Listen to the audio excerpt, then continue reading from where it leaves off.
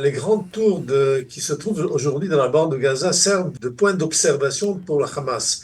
Et il y a dans ces tours-là des éléments qui servent au contrôle et à la poursuite des activités israéliennes dans la bande de Gaza et pour essayer de deviner plus ou moins où sera l'effort principal de l'armée israélienne. Pour cette raison-là, donc ces tours-là doivent être détruites selon l'armée israélienne et c'est ce qui se passe aujourd'hui. Eh bien, nous avons le plaisir d'être en ligne avec Jacques Neria. Jacques, bonjour, Boker Tov. Oui, bonjour Daniel. Merci d'être avec nous ce matin. Nous voudrions, je rappelle à nos auditeurs qui ne le savent pas encore, que vous êtes ancien officier supérieur des services de renseignement militaire israélien, ancien conseiller d'Yitzhak Rabin. Je voudrais avec vous essayer de faire le point un peu sur ce qui se passe dans la bande de Gaza aujourd'hui. On assiste pour l'instant à une sorte d'opération essentiellement aérienne. C'est l'armée de l'air israélienne qui détruit presque, pas systématiquement, mais qui commence à détruire, on va dire, les grandes tours de la ville de Gaza. Quelle est la stratégie de l'armée israélienne ? Alors, vous avez bien dit, là, les grandes tours qui se trouvent aujourd'hui dans la bande de Gaza servent de point d'observation pour le Hamas. Et il y a dans ces tours-là des éléments qui servent au contrôle et à la poursuite des activités israéliennes dans la bande de Gaza et pour essayer de deviner plus ou moins où sera l'effort principal de l'armée israélienne. Pour cette raison-là, donc ces tours-là doivent être détruites selon l'armée israélienne et c'est ce qui se passe aujourd'hui. Ce sera systématique tour après tour. Et puis ça sert aussi de leçon au Hamas et surtout, je dirais, à la population locale qu'il est grand temps de quitter les lieux pour ne pas être naturellement victime des bombardements israéliens. Alors concrètement, quand on parle du Hamas dans la ville de Gaza, est-ce on a une évaluation du nombre de terroristes ? Est-ce que ce sont des terroristes qui sont organisés, structurés ? Parce que je vous rappelle, j'ai pas besoin de vous rappeler qu'on avait dit en fait toutes les brigades du Hamas ont été démantelées. Est-ce qu'il y a encore, on va dire, une infrastructure du Hamas militaire à l'intérieur de la ville de Gaza ? Effectivement, les structures militaires du Hamas ont été détruites. Les 24 bataillons qui existaient dans la bande de Gaza ont été détruits, démantelés. L'organisme sécuritaire du Hamas est devenu, identique à une organisation de guérilla. Donc, il y a encore, entre 20 et 30 000 membres du Hamas qui portent les armes et qui combattent Israël. Donc, ce n'est pas quelque chose à négliger. Mais comme vous l'avez si bien dit, les structures n'existent plus, ce qui rend naturellement, on ne se bat plus contre une armée, ce qui est naturellement beaucoup plus facile. On est en plein dans une guerre de guérilla. Alors, comment à votre avis, parce que là, je lis dans les journaux ce matin que l'opération israélienne, pour des raisons de prudence, va prendre plusieurs mois, nous conduire jusqu'au début de l'année 2026. Parfois, on entend des informations sur lesquelles, les Américains pressent Israël de terminer rapidement. Vous pouvez nous aider à mieux comprendre comment on peut mener une telle opération ?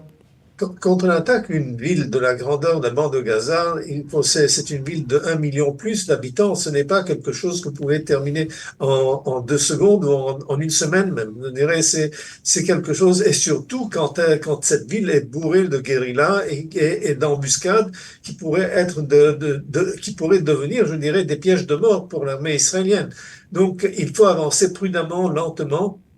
Et naturellement, si on voit le précédent de ce qui s'est passé à Khan Younes et dans les autres agglomérations de la bande de Gaza, on comprend très bien que le sort de la ville de Gaza sera semblable. Donc, et pour cela, il faut tout simplement avancer lentement. Il n'y a pas de vitesse ici à prendre. Il n'y a pas d'accélérateur. Une accélération pourrait nous amener directement dans des pièges tendus par le Hamas et naturellement causer des dégâts et des vies humaines que nous voulons pour l'instant épargner. Est-ce que cette prudence, elle n'est pas aussi politique, c'est-à-dire que elle vient de la volonté peut-être du gouvernement israélien de continuer à avoir un œil sur les négociations qui pourraient se poursuivre ou qui se poursuivent d'une manière ou d'une autre, sur une proposition américaine qui pourrait être avancée dans les prochains jours, proposition de règlement? Écoutez, naturellement, la pression militaire sert de moyen à convaincre le Hamas qu'il est grand temps de remettre les armes et d'arriver à un entendement avec Israël, donc quitter la bande de Gaza, démilitariser la bande de Gaza. Il est grand temps, sinon, je dirais, la pression continuera. Mais il faut préciser que les actions militaires israéliennes sont aussi guidées par les renseignements qui nous disent plus ou moins où pourraient être les otages israéliens. Et naturellement, cela naturellement détermine énormément, je dirais, la flèche dirigée contre les ennemis dans la bande de Gaza. Et là, naturellement, c'est une cause de ralentissement et de prudence parce personne ne voudrait avoir sur la conscience d'avoir tué 20 otages israéliens.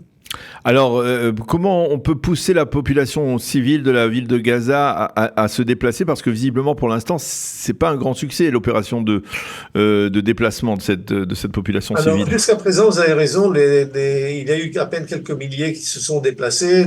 Il y a surtout, je dirais, la position du Hamas qui s'oppose carrément je dirais, à vider la ville et qui fait tout ce qu'il a en ses moyens pour interdire le mouvement de la population vers le sud. Donc, ce qui fait que donc la population de la bande de Gaza, de la ville de Gaza, est prise entre deux étaux. D'un côté, le Hamas qui ne laisse pas descendre vers le sud, et de l'autre côté, Israël qui les pousse naturellement vers la mer et le sud. De ce point de vue-là, je dirais que les derniers bombardements des tours de la bande de la ville de Gaza pourraient naturellement accélérer la conviction des Gazaouis qu'il est grand temps de vider les lieux, parce qu'autrement, je dirais, ça va leur coûter leur vie. Alors, je voudrais aussi avec vous, puisqu'on se parle, profiter de votre expérience sur le dossier libanais pour revenir aussi sur ce qui se passe dans le nord. Les informations, le gouvernement libanais semble déterminé à désarmer le Hamas, le Hezbollah, pardon, mais en même temps, il reste un petit peu flou. Il accuse aussi Israël d'être responsable en partie du retard pris dans ce processus de désarmement, de démantèlement du Hezbollah. Essayez de nous expliquer un peu ce qui se passe dans le nord, au Liban. Alors voilà, nous sommes face à un compromis typiquement libanais. Oui. D'un côté, donc, il n'y a ni gagnant ni perdant, mais effectivement, il y a un perdant. Le perdant, c'est le gouvernement libanais. Et la preuve, c'est les déclarations de Nabi Berri, le chef du mouvement chiite Amal, donc qui se pose aussi en médiateur et en négociateur face au gouvernement libanais, qui dit que les vents ont tourné et commencent à s'apaiser. Ce qui veut dire que, naturellement, les exigences de l'armée libanaise par rapport au Hezbollah qui remettent ses armes ne seront pas appliquées. De toute façon, ce qui s'est passé, donc l'honneur est sauf puisque le gouvernement libanais n'a pas soi-disant cédé, a accueilli la présentation de l'armée. C'est basé sur les décisions prises le 5 et le 7 août et non pas les décisions du gouvernement qui a entendu la présentation de l'armée. Et il faut se rappeler que le chef de l'armée libanaise, Rudolf Haïkal, a menacé de démissionner si jamais on demandait à l'armée d'intervenir militairement contre le Hezbollah. Donc nous sommes dans une situation pour l'instant où les 3 prochains mois devraient nous servir d'indication si oui ou non ce gouvernement est sérieux dans son attitude et si le Hezbollah va accepter à se désarmer. Pour l'instant, le Hezbollah a déclaré ouvertement qu'il ne le ferait pas. Les manifestations d'hier soir dans Beyrouth, la banlieue et dans certains quartiers chrétiens de la ville ont tout simplement servi d'indication pour dire, écoutez, très chers amis, si vous allez continuer dans votre lancée, attendez-vous je dirais, à une opposition assez virulente de la part du Hezbollah. Donc, pour l'instant, je dirais, le grand perdant, c'est le gouvernement libanais. Il n'y a pas eu d'application. Le gouvernement a accueilli le plan de l'armée, n'a pas décidé de l'adopter. C'est une grande différence. Donc, ce qui fait que c'est un jeu de mots pour l'instant, et naturellement, tout cela pour faire tomber la responsabilité sur Israël, dire si Israël se retire du sud Liban, alors ça ne sera plus facile à nous d'étendre la souveraineté sur le total du territoire libanais. Donc, pour l'instant, je dirais, prenons les choses avec une pincée de sel et naturellement et attendre les 3 prochains mois.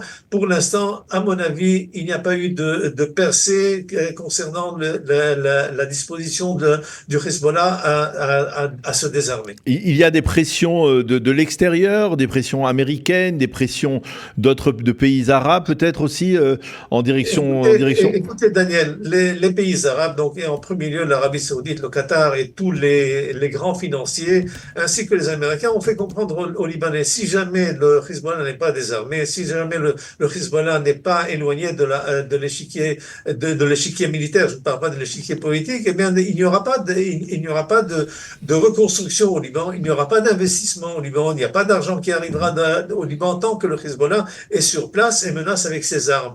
Donc, je dirais, la menace est là. Et surtout, rappelons-nous ce qu'a dit Lindsey Graham, le sénateur, durant sa dernière visite. Il dit, très chers amis, avant de nous parler et de négocier avec nous sur la manière selon laquelle les États-Unis peuvent vous aider, en premier lieu, désarmer le Hezbollah. Si vous ne désarmez pas le Hezbollah, eh bien, il y aura le plan B. Le plan B, c'est le désarmer par les moyens militaires. Naturellement, c'est se baser sur Israël de nouveau. Et là, je dirais, on est face à un conflit qui pourrait être, je dirais, allumé et animé par les États-Unis eux-mêmes. Juste une dernière question, un dernier point.